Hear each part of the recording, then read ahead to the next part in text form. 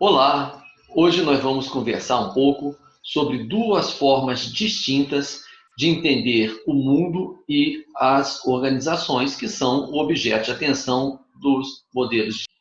A primeira forma é o chamado modelo mecânico.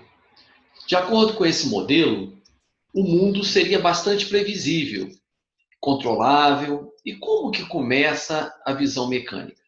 Começa no momento em que a humanidade entra na chamada Era Moderna, com avanços notáveis da ciência, capitaneados por pensadores que tiraram a sociedade daquele momento anterior, no qual o que falia eram suposições baseadas em crenças, muitas vezes supersticiosas.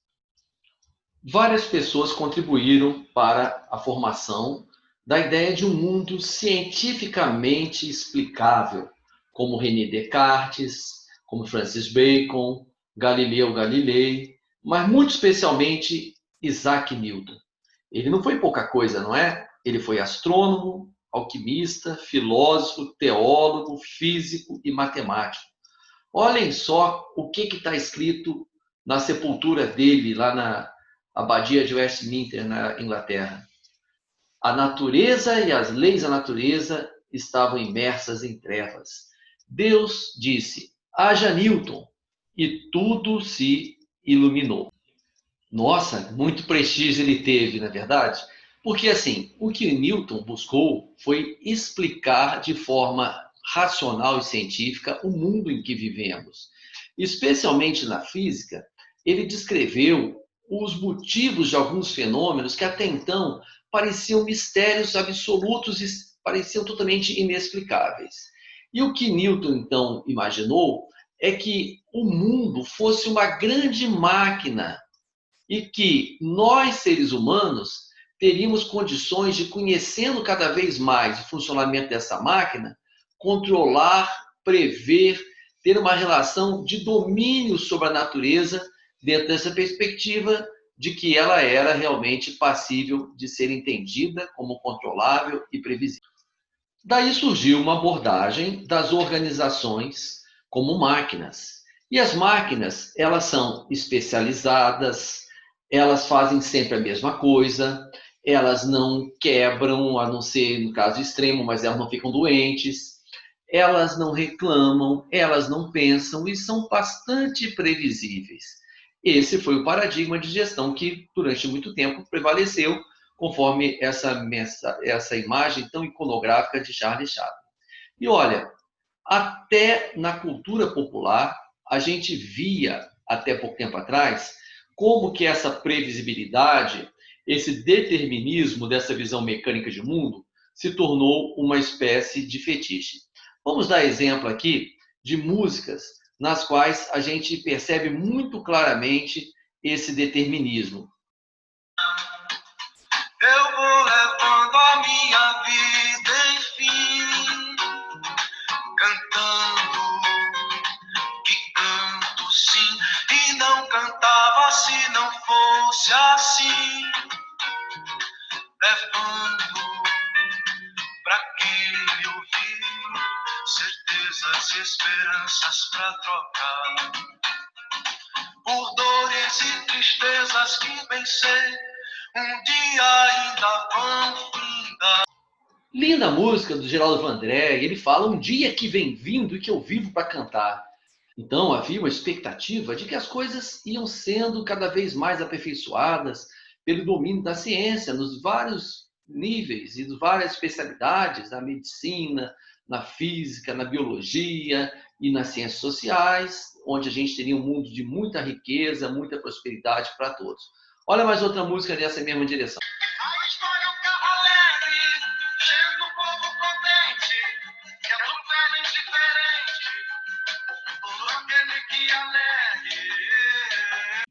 Percebe o determinismo nessa letra dessa canção belíssima também. E o próprio Milton Nascimento, que a canta nessa interpretação por Chico Buarque, tem outra música que ele fala que quem perdeu o trem da história por querer, perdeu o juízo sem saber. Ou seja, que é algo mais determinístico do que o caminho de um trem que vai pelos trilhos. Então, as gerações que viveram, né, chegaram à maturidade até a década de 60, de 70, muitos vivem hoje, mas que chegaram à juventude e maturidade nessa época, ainda acreditavam em um mundo previsível e um mundo controlável. E não foi isso, no entanto, que perceberam as gerações que chegaram à juventude depois. A partir do final dos anos 80, principalmente, o mundo começa a se mostrar complexo demais para ser interpretado como tão previsível e tão determinístico. E aí, olha como que muda. Vamos ver agora uma canção dessa época, que marca, então, o fim das ilusões desse mundo tão controlável.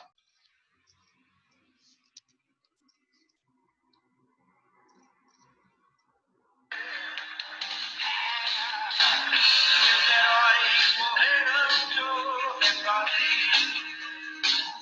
Vivos estão no poder. Ideologia, eu quero mais viver. Ideologia, eu quero mais viver. Percebem a grande diferença? Muito, muito diferente. Então, nós vivemos hoje uma época em que essa música do Cazuza está muito mais aderente à realidade na qual nós estamos inseridos do que aquelas outras músicas anteriores, por mais belas que elas também sejam, mais poéticas. Mas vivemos uma época de desilusão com as certezas, com a previsibilidade. E eu queria, então, de forma breve, apresentar para vocês uma teoria que nos explica um pouco melhor o mundo de hoje. Edward Lorenz, um meteorologista, ele, ao tentar fazer modelos matemáticos para entender o clima, ele compreendeu algo muito importante. Ele percebeu que pequenas alterações em qualquer aspecto de um mundo enorme de fatores de influência causavam as mudanças na temperatura e no clima e dificultavam bastante as previsões climáticas.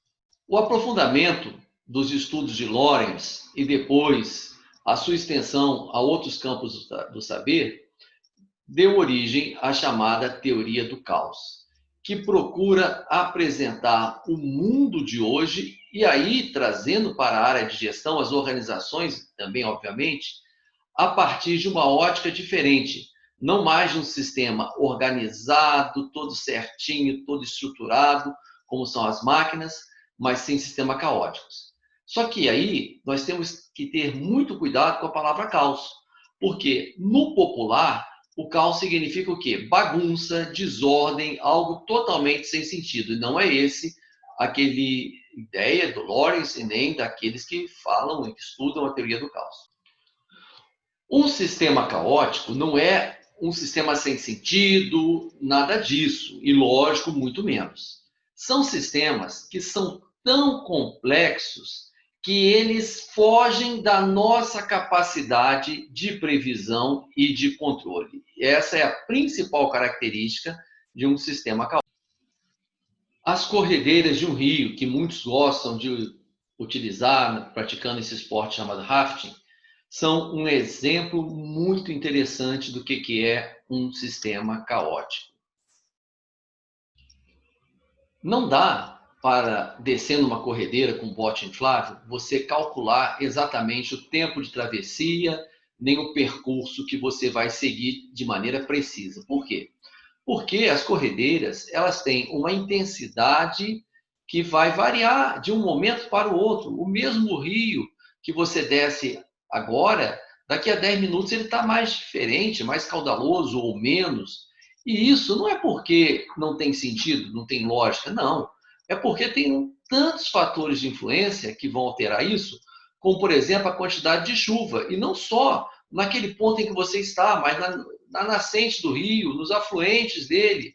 É o quanto uma hidrelétrica que está no próprio rio, num afluente, naquele dia abre a sua comporta ou fecha a sua comporta com maior intensidade. É o peso das pessoas que estão no barco, é a sua distribuição nesse barco. Então, é impossível fazer cálculos precisos sobre o que vai acontecer com o barco numa corredeira. E se você estivesse, então, atravessando um lago de águas plácidas com um barco a motor, você perfeitamente conseguiria saber na distância de uma margem a outra, calcular o tempo de travessia, mantendo a velocidade constante no barco a motor, e também poderia traçar uma linha reta e seguir bem aquele percurso. Agora, o mundo de hoje, e é isso que a teoria do caos nos revela na sua essência, não é um lago de águas plácidas. A melhor metáfora para o mundo de hoje e para as organizações de trabalho seria, ao contrário, a metáfora da corrida. E essa borboleta, o que ela tem a ver com caos? Há uma metáfora que diz o seguinte: o bater das asas de uma pequena borboleta em Pequim pode gerar um furacão na Flórida. Claro que isso é um sentido figurado, mas o que nos mostra essa metáfora é que o mundo todo está interligado. Essa é a lição básica. E nós precisamos, então, nos apropriar da teoria do caos para tirarmos das ilusões de previsibilidade, de controle, de análise e de projeções, com as quais, muitas vezes, ainda temos gerenciado as organizações ou procurado entendê-las. Então, não existe um modelo caótico de gestão, não é isso. A contribuição da teoria do caos para o campo da gestão e da gestão de pessoas muito especial é justamente mostrar que pessoas não são máquinas, a sociedade não é uma máquina, o mundo não é uma máquina, como queriam as leis universais de Isaac Newton. Ao contrário, vivemos numa grande imprevisibilidade e precisamos gerenciar com sabedoria. E não quer dizer que nós não vamos buscar estudar, planejar. Voltando ao exemplo do rafting, ninguém vai descer uma corredeira sem ter um guia experiente, alguém que estuda profundamente aquele rio e que conhece seus perigos e que sabe, então, fazer um planejamento para descê-lo de maneira segura e confiável. O que nós precisamos, ao contrário, é investir muito, sim, em planejamento, no cuidado, na prevenção, mas ter a mesma flexibilidade que precisam ter os ocupantes de um bote inflável quando praticam rafting. Eles têm que ter ginga, eles têm que ir adaptando as suas previsões àquilo que está acontecendo no momento, senão eles vão ter problemas sérios. Essa é a lição que eu queria deixar hoje neste vídeo. Não sejamos ingênuos. O mundo é complexo demais. As organizações são muito complexas e as pessoas também. Vamos, então, nos acostumar com essa ideia e procurar cada vez mais a capacitação, mas não uma capacitação determinística como se fosse uma mágica, e sim uma capacitação com uma variedade de instrumentos que nos permitam navegar melhor nesse sistema caótico que nós vivemos, ok? Pense nisso.